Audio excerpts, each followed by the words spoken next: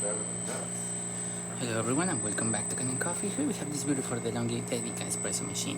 Now for this machine we descale it as the customer basically put vinegar inside here, and that vinegar was all around the machine, so we clean that out and descale the machine, clean the boiler, rinse the boiler, and also clean the portafilter. This portafilter was completely clogged, the screen was completely clogged, and nothing was coming out through there.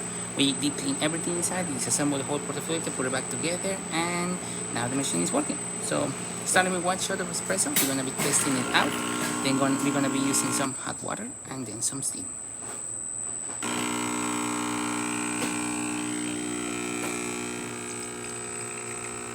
As you can see, nice steady stream coming out of the portafilter.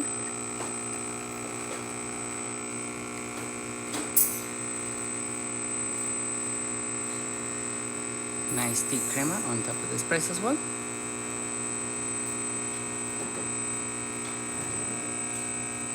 Now I'm going to manually stop this as the customer has programmed this to be on a higher volume.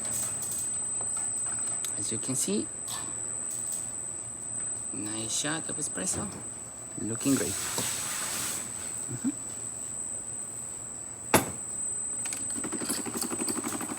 Hot water for this machine, as you can see, it's a nice steady stream coming out of the one.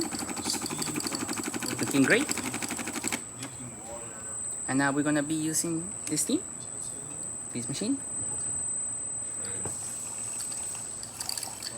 It's gonna purge itself a bit, and then the thermal block is gonna heat up.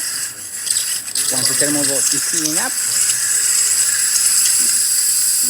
steam will start coming out, the water will start pulsing like that, and then that's where you get your steam. Nice temperature coming out of the one. Working great. Nice steady steam.